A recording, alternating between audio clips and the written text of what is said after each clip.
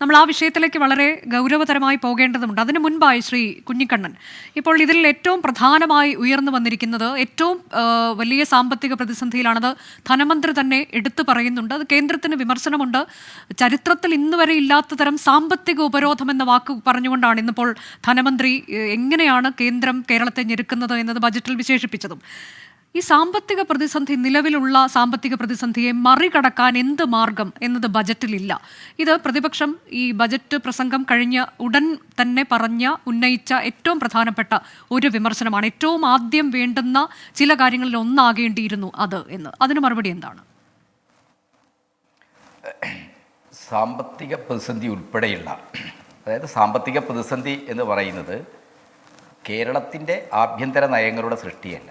കേന്ദ്ര സർക്കാർ സംസ്ഥാനങ്ങൾക്ക് അവകാശപ്പെട്ട നികുതിയുടെ ഭൂരിപക്ഷവും പിരിച്ചു കൊണ്ടുപോകുന്നു.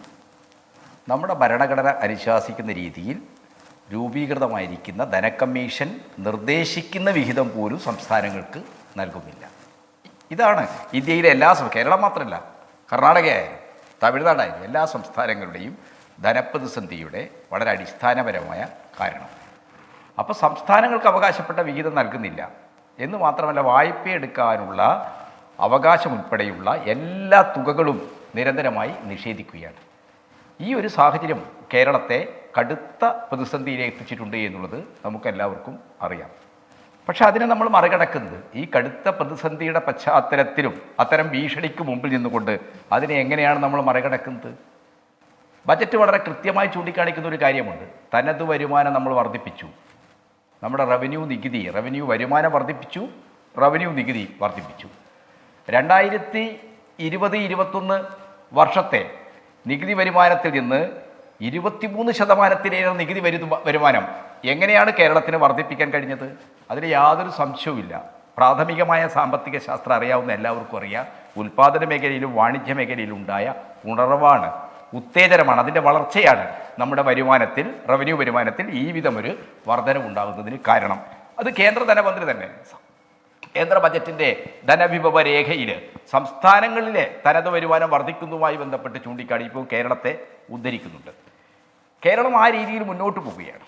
അങ്ങനെ മുന്നോട്ട് പോകുമ്പോൾ ഇപ്പോൾ ജ്യോതികുമാർ ചാമക്കാല ഇവിടെ സൂചിപ്പിക്കുകയുണ്ടായല്ലോ, ഇത് പഴയ ബജറ്റിൻ്റെ ആവർത്തനമാണെന്ന്. അപ്പോൾ ഞങ്ങൾ ആരംഭിച്ചിരിക്കുന്ന 2016 ശേഷം ആരംഭിച്ചിരിക്കുന്ന സാമ്പത്തിക പരിഷ്കാരങ്ങളുടെ, കേരളവുമായി ബന്ധപ്പെട്ട വികസനങ്ങളുടെ, അതിനുവേണ്ടിയുള്ള വിഭവസമാഹരണത്തിൻ്റെ ഒരു തുടർച്ച തന്നെയാണ് ഈ ബജറ്റ്. ആ രീതിയിലുള്ള ഒരു നയരേഖ തന്നെയാണ് ബജറ്റ്. ഒരു വികസന പദ്ധതിയും വെട്ടിക്കുറക്കില്ല, ഒരു ക്ഷേമച്ചെലവുകളും വെട്ടിക്കുറക്കില്ല. അതിനെ മുന്നോട്ട് കൊണ്ടുപോകണം. അതിനാവശ്യമായിട്ടുള്ള വിഭവ സമാഹരണത്തിൽ കേരളം നേരിടുന്ന ഏറ്റവും വലിയ പ്രതിസന്ധി നമുക്ക് അവകാശപ്പെട്ട കേന്ദ്ര വിഹിതം കിട്ടുന്നില്ല എന്നുള്ളതാണ്.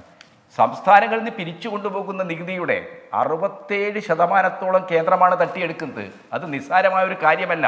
ഇന്ത്യ നേരിടുന്ന ഫെഡറൽ ക്രൈസിസുമായി ബന്ധപ്പെട്ട്, ഫെഡറലിസം നേരിടുന്ന വെല്ലുവിളിയായി ബന്ധപ്പെട്ട് ഈ രാജ്യത്തെ പ്രതിപക്ഷ പാർട്ടികളെല്ലാം വളരെ പ്രാധാന്യത്തോടു കൂടി ചർച്ച ചെയ്യുന്ന വിഷയമാണ്.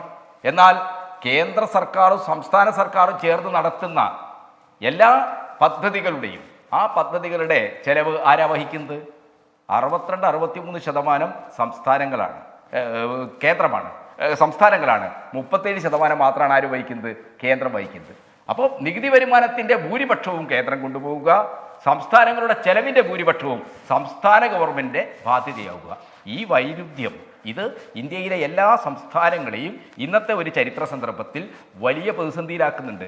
അത് കോൺഗ്രസും ഇടതുപക്ഷവും ഭരിക്കുന്ന സംസ്ഥാനങ്ങളിൽ മാത്രമല്ല, BJP ഭരിക്കുന്ന സംസ്ഥാനങ്ങൾക്ക് പോലും ഈ പ്രതിസന്ധിയുണ്ട്. പക്ഷേ BJPക്ക് കേന്ദ്ര സർക്കാർ എന്താണ്, അവരുടെ രാഷ്ട്രീയ താല്പര്യം വെച്ച് ആനുകൂല്യങ്ങൾ നൽകുന്നു, വിഭവങ്ങൾ നൽകുന്നു എന്നാണ്. പക്ഷേ കേരളം പോലെ തങ്ങൾക്ക് അനഭിമതമായ സർക്കാരുകളുള്ള സ്റ്റേറ്റുകളിൽ വിഹിതങ്ങൾ എല്ലാ അർത്ഥത്തിലും നിഷേധിക്കുന്നു.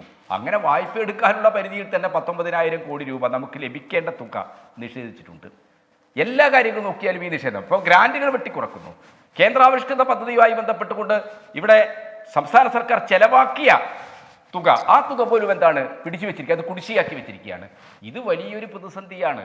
ഈ പ്രതിസന്ധി എന്താണ്? കേരളത്തിൻ്റെ ഒരു ആഭ്യന്തര സൃഷ്ടിയായിട്ട് ചർച്ച ചെയ്യേണ്ട ഒരു കാര്യവുമില്ല. അത് കേന്ദ്ര സർക്കാരിൻ്റെ, ഇന്ത്യയിലെ എല്ലാ ഫെഡറൽ യൂണിറ്റുകളും നേരിടുന്ന ഒരു പ്രതിസന്ധിയാണ്. കേന്ദ്ര സർക്കാർ സൃഷ്ടിക്കുന്ന ഒരു പ്രതിസന്ധിയാണ്. അതിനെ നമുക്ക് അതിജീവിക്കേണ്ടതുണ്ട്. അതിന് രാഷ്ട്രീയമായ തീരുമാനമുണ്ടാക്കണം. ആ അർത്ഥത്തിൽ കേന്ദ്രത്തിൽ വലിയ സമ്മർദ്ദം ചെലുത്താൻ ഈ രാജ്യത്തെ ഭരണപക്ഷ പാർട്ടികൾ മാത്രമല്ല, പ്രതിപക്ഷ പാർട്ടികൾ തയ്യാറാവണം. കർണാടകയിലെ പ്രതിപക്ഷ പാർട്ടികൾ ഒന്നിച്ചു പോകുന്നു, തമിഴ്നാട്ടിലെ പ്രതിപക്ഷ പാർട്ടികൾ ഒന്നിച്ചു പോകുന്നു. കേരളത്തിലെത്തുമ്പോൾ എന്താണ്? പ്രതിപക്ഷം BJPയുടെ രാഷ്ട്രീയ അജണ്ടയെ ചോദ്യം ചെയ്യാൻ ഒരു സമീപനം സ്വീകരിക്കുന്നില്ല. അവരെന്താണ്?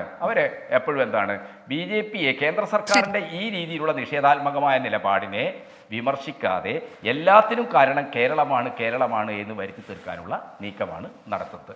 അപ്പോൾ അങ്ങനെയുള്ളൊരു പശ്ചാത്തലത്തിൽ നിന്നുകൊണ്ടാണ് കേരളത്തിൻ്റെ വികസനം എങ്ങനെ മുന്നോട്ട് കൊണ്ടുപോകാം. നമുക്ക് എല്ലാവർക്കും അറിയാവുന്ന ഒരു കാര്യമുണ്ട്.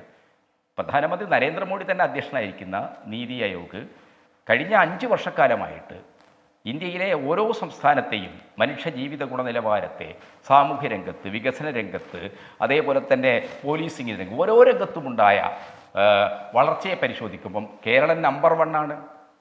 ഒരു കാര്യത്തിൽ മാത്രമല്ല, ആ അർത്ഥത്തിൽ സമഗ്രമായ സാമൂഹ്യ ജീവിതത്തിൻ്റെ എല്ലാ മണ്ഡലങ്ങളിലും വലിയ മാറ്റങ്ങൾ ഉണ്ടാക്കാൻ ഇടതുപക്ഷ ജനാധിപത്യ മുന്നണി ഗവൺമെൻറ്റിന് കഴിഞ്ഞിട്ടുണ്ട് എന്നുള്ളത് ആർക്കും നിഷേധിക്കാനാവാത്ത ഒരു കാര്യമാണ്. അപ്പോൾ ഈ ഒരു പശ്ചാത്തലത്തിൽ നിന്നുകൊണ്ട് ഈ വികസനത്തെ എങ്ങനെ മുന്നോട്ട് കൊണ്ടുപോകും? പുതിയ കാലം, പുതിയ സാഹചര്യം ആവശ്യപ്പെടുന്ന തരത്തിൽ ഈ വികസനത്തെ, ഈ നേട്ടങ്ങളെ സംരക്ഷിക്കാനും മുന്നോട്ട് കൊണ്ടുപോകാനും ആവശ്യമായിട്ടുള്ള സമീപനമാണ് ഇടതുപക്ഷ ജനാധിപത്യ മുന്നണി സ്വീകരിച്ചിരിക്കുന്നത്. ഇന്ത്യയിൽ മറ്റൊരു സംസ്ഥാനത്തിനും അവകാശപ്പെടാൻ പറ്റാത്ത അർത്ഥത്തിലുള്ള ക്ഷേമ പദ്ധതികൾ നടപ്പാക്കുന്ന സംസ്ഥാനമാണ് കേരളം. ജനങ്ങളുടെ കൈകളിലേക്ക്, രാജ്യത്ത് സംസ്ഥാനത്ത് ഉൽപ്പാദിപ്പിക്കുന്ന സമ്പത്തിൻ്റെ വലിയ വിഹിതം ആരോഗ്യ ചികിത്സയായും വിദ്യാഭ്യാസമായും നിരവധി ക്ഷേമ പെൻഷനുകളുമായി ജനങ്ങളുടെ കൈകളിലേക്ക് എത്തിക്കുകയാണ്. ആ അർത്ഥത്തിൽ ജനങ്ങളുടെ ക്രയശേഷി വലിയ രീതിയിൽ വർദ്ധിപ്പിക്കുകയാണ് കേരളം ചെയ്യുന്നത്.